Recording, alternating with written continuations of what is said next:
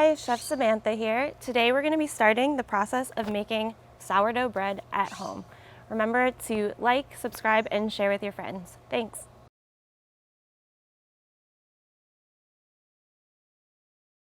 Okay, so today we are going to make the levain for our bread.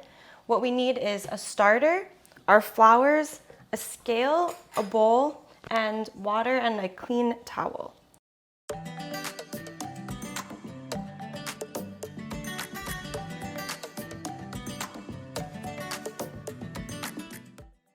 So this is a sourdough starter that I got from a friend.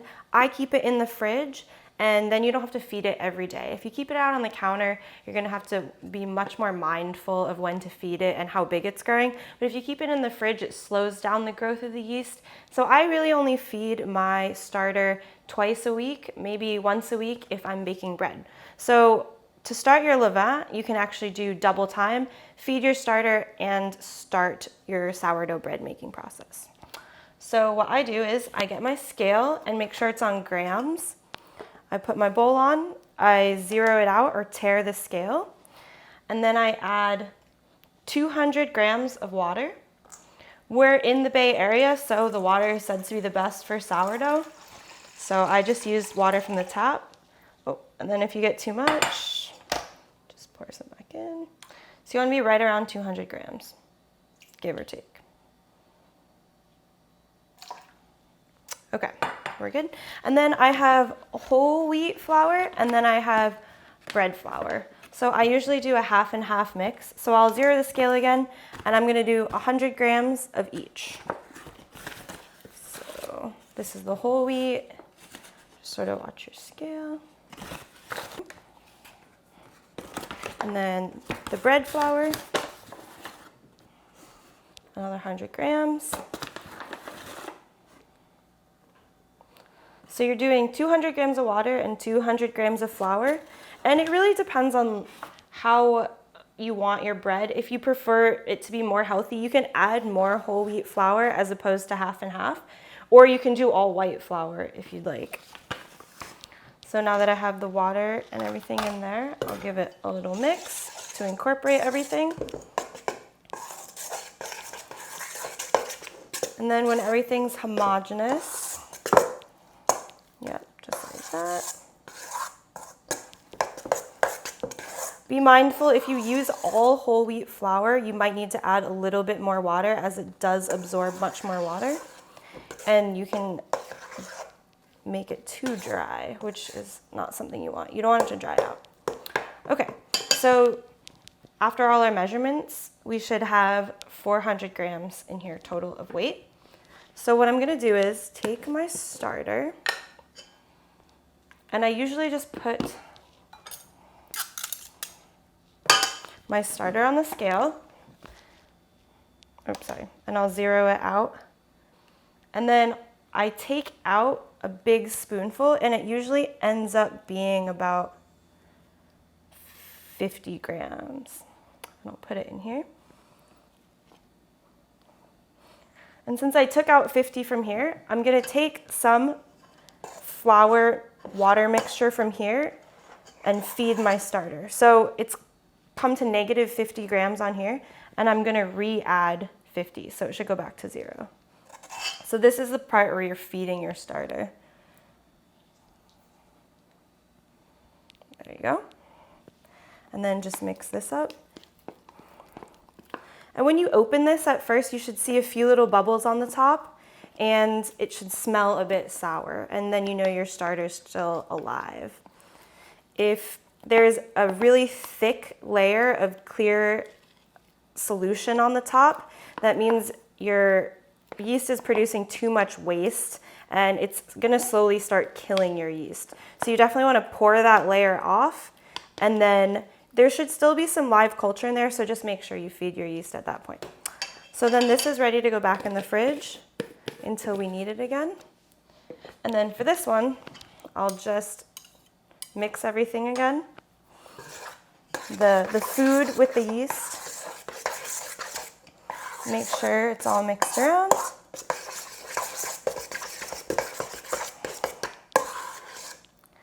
And then all you have to do is cover it with a towel and leave it out. I usually leave it out overnight, and then in the morning it's ready to be added to the rest of your ingredients and start proofing and rising. So I'll just leave it out on the counter like that. And then tomorrow I will show you how you know it's ready.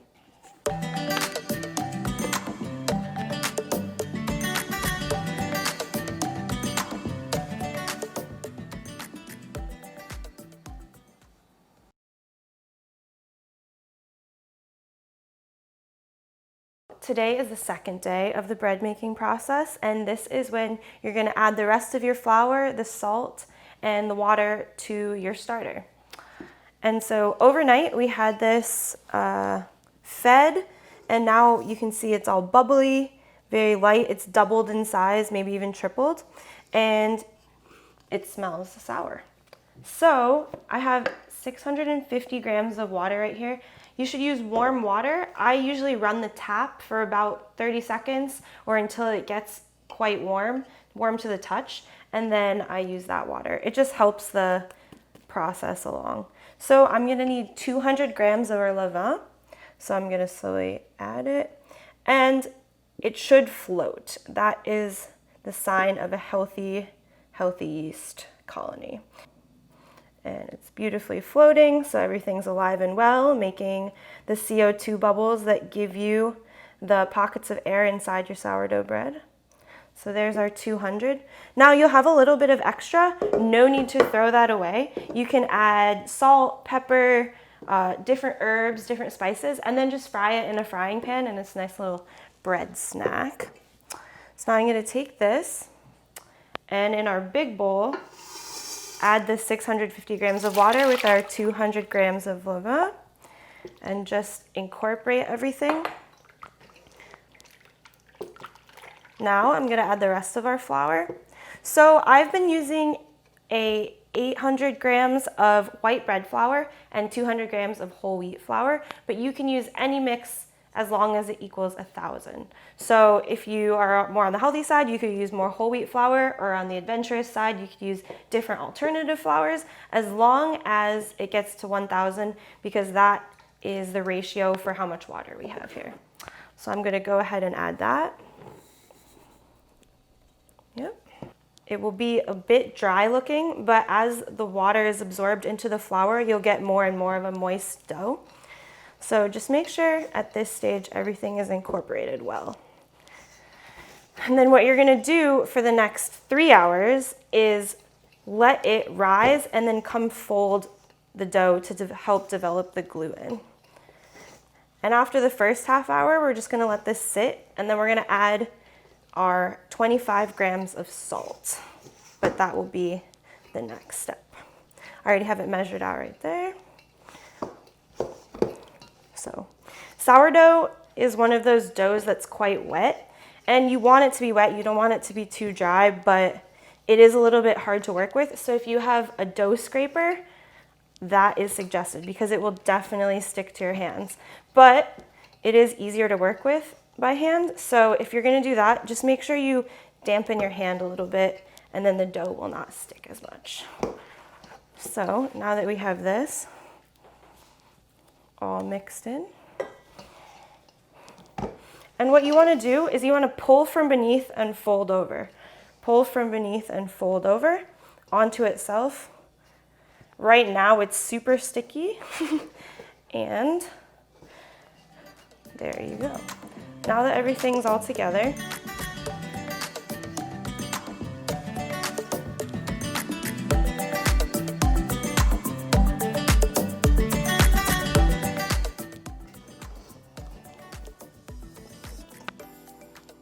now that everything is all mixed together, we are going to just cover it with a towel and set a timer for half an hour.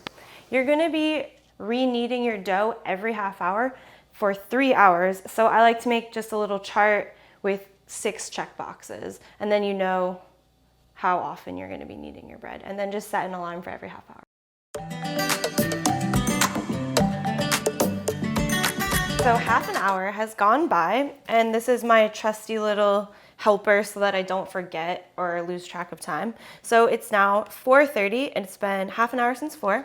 I have my 25 grams of salt measured out, and we're going to sprinkle that all on our dough. And then we're going to wet our hand and start the process of pulling the dough again. So you're gonna get underneath it and pull it over.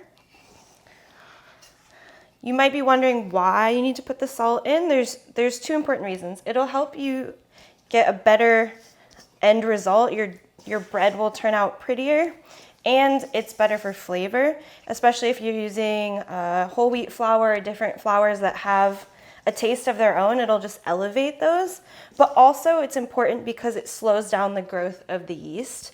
And with a dough like this that you're gonna be kneading over a long period of time, you wanna develop the gluten, and that's why you need the 3 hours. But if you just let the yeast grow, you would get too many air pockets, and it wouldn't look good when it baked. So you need to slow down the growth of the yeast so that the gluten has time to develop. So it's super important that you add the salt pretty near to the beginning. So now we're just gonna keep folding it over. And now once our salt's pretty incorporated, stretch out our dough, fold it over, stretch out the dough, fold it over. Looking good. And as you can see, like before, when I would try to stretch it out, it would just break. So this is a good sign. The more it stretches, the more your gluten is developing. So we'll just keep going. And by the end of it, you should be able to pull it out really far. But since this is just the first time, it's not as stretchy. So we'll just keep doing that. Okay. So that's ready to go. We'll just cover it again. And I'll tick off this box. That was the second knead. And I'll reset my alarm for half an hour.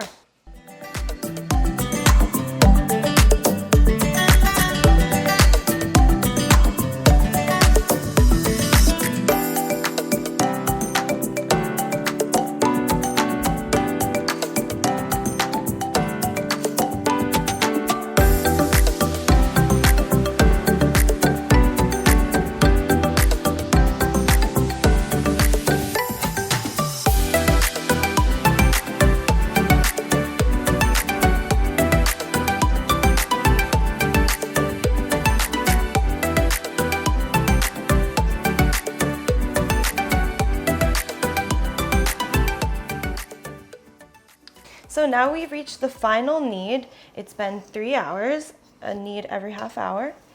And so I'm just gonna turn it, keep turning it and tucking it. And then we're gonna put it out onto the counter for the final rise. And I usually leave it an hour or 2 hours. And then it's gonna go into our banneton baskets, covered overnight, and then we will bake it tomorrow. So once you've done that,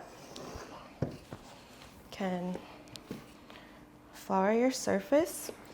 The higher up you go, the more even your flour will be. So try to get a little height on that. Okay. And then your dough out onto your work surface. You can just keep folding it and tucking it into itself. I know you've probably seen people knead bread pretty aggressively, but you want to just do it gently because you want to keep all those little pockets of carbon dioxide that have been building up from your yeast. You don't want to crush them out because it will give you a nice crumb in your final product. So just keep kind of just folding it over and over. And then this is also the point where we're going to split our dough into two. So there. Got it all folded in. Give it a little flip. Looks good. And we will split it into two. Just kind of eyeball it. You want it about even. There you go. Maybe a little more flour so it doesn't stick. Now, again, just fold it in on itself. You don't want to put too much flour down because you don't want it to incorporate into your dough. You just want to keep it from sticking. So, a little folding action. Again. And then once you have this seam on the bottom, just flip it and it will slowly sort of form together. There's your first one. Tuck.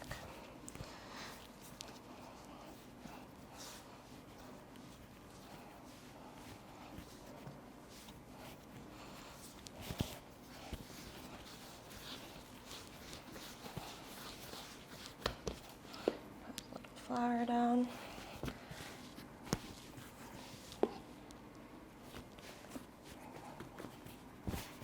Now you just cover it again with your towel and let it go for 2 hours or 1 hour if you're a little tight on time.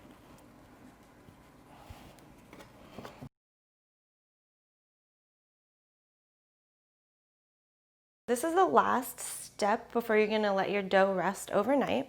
You have your baskets here, and you want to generously flour them so that your dough doesn't stick. And you can add as much as you want because you're just going to brush it off before you bake it anyway. So it's better to ensure that there's no sticking of the dough. So flour those generously. Then here are our two doughs. Flour them a little bit. And then you're just going to want to kind of tuck it under.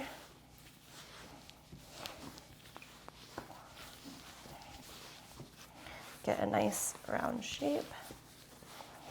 Keep tucking under. And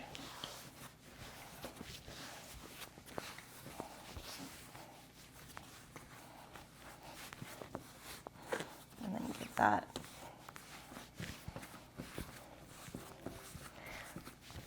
This round top part is going to be the top of your bread. So you're going to want to put it into the basket. So give that a minute for the bottom to seal back up. You can do this one. Tuck under.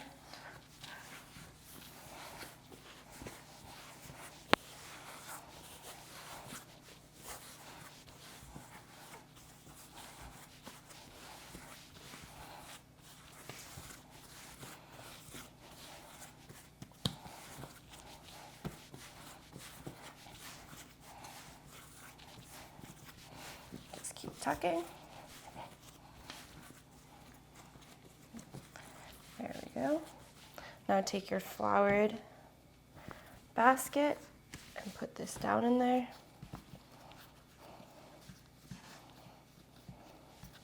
This is why you want to leave your dough a little bit wet. Don't add too much flour on here or it won't seal together. So stick that, put that in there. Then you're going to take plastic wrap and cover these.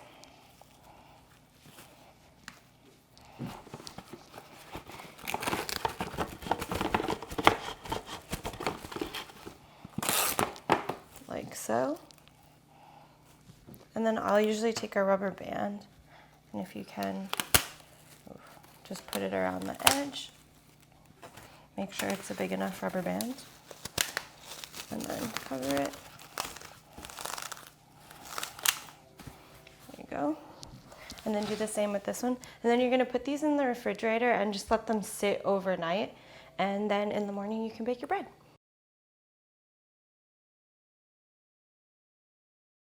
Okay, hi guys, it's Samantha, and today we're gonna finish cooking our sourdough, or baking should I say.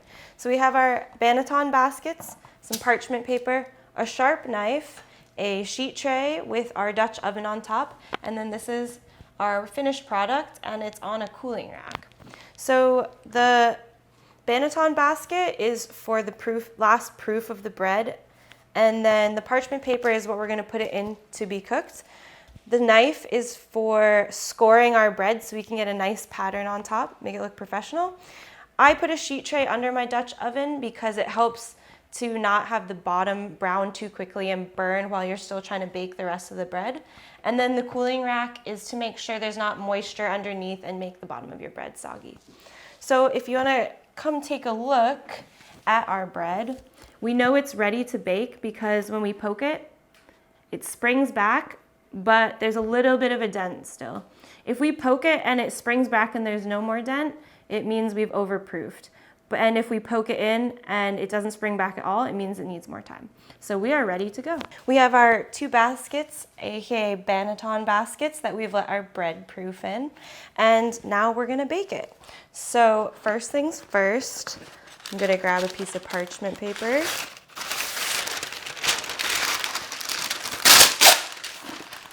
Like this. And then you're gonna flip your first loaf out of your basket, like that. Make sure you flour the inside or it'll stick really badly. I usually put a little bit of AP flour in there, but you can use something else. You can use the bread flour, or sometimes people use cornmeal, which is actually helps it stick less because the grain is bigger.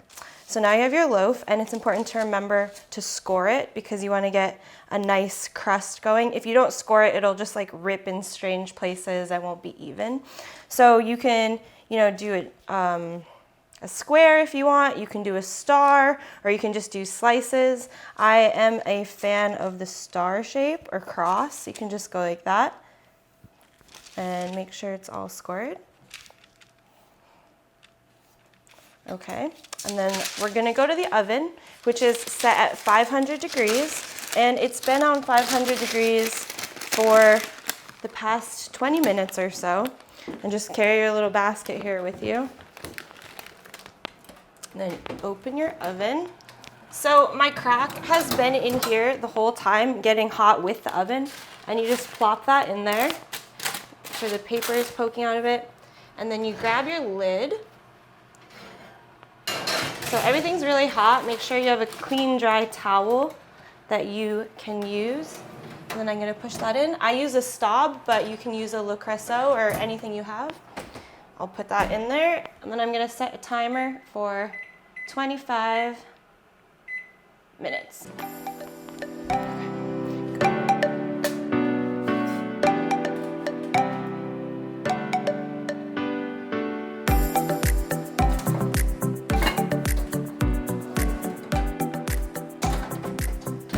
So our timer for 25 minutes just went off, so it's time to remove the lid. So what's been happening right now is the bread's been steaming and making the crust and the skin, and now we're gonna take it off and it's gonna brown the bread and get that nice crispy crust.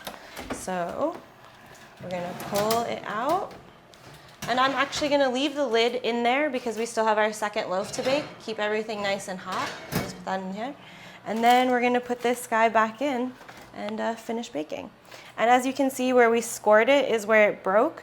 So if you don't do that, you'll get really big air pockets in your bread, and it will break on sort of unaesthetically pleasing areas. So that's why we do that. So back in for another 20 to 25 minutes, depending on how hot your oven is. Our bread's been in the oven an additional 25 minutes at 450 degrees. We turn it down after the initial steam and when we remove the lid. So I'm gonna come over here, and I'm just gonna grab the whole sheet tray to show you. We'll bring it here. So I usually put a sheet tray under my Dutch oven, and that helps prevent the bread from getting too dark on the bottom while you're still wanting to get it all crusty and golden brown on the top.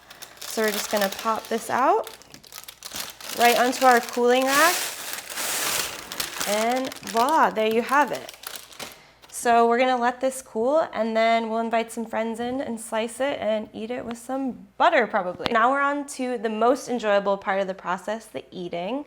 So we have our sourdough all baked up and sliced, and then we have all the accoutrements that will make it taste good. But before we delve into that, just a recap. So we took our already proofed bread, and we flipped it out onto a piece of parchment paper. We scored it so that it will rise and make a pretty pattern instead of just rising and making a mess, essentially. And then we put it into our hot Dutch oven on a sheet tray underneath to prevent browning on the bottom at 500 degrees for 25 minutes with the lid on so it steams. And then after the first 25 minutes, we turn the oven down to 450 degrees, take the lid off, and let it brown and crisp up. And then when the second 25 minutes are done, we take it out of the oven and straight onto the cooling rack. And then after about 20-25 minutes, we're ready to slice and start the party. So this tray here, I just took random things from around the house, made it look nice. And we have some brie, some herbed ricotta, some butter, a fig from the fig tree outside. This is some Santa Rosa plum jelly that I made. And then we have our sourdough. And this is some fish chowder that I made that I will be eating for dinner with the homemade sourdough.